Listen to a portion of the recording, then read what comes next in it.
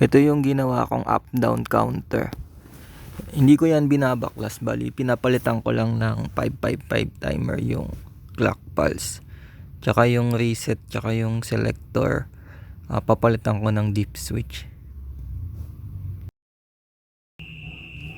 I-test na natin tong up-down counter na pinalitan natin ng 555 timer.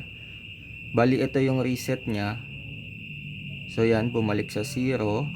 Tapos naka-default siya na up count. So pag up count, ito yung kanyang sequence.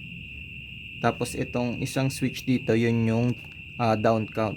So pag tinurn on natin yan, magda-down count siya.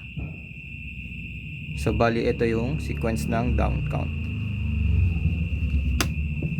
So bali yun lang muna sa ngayon.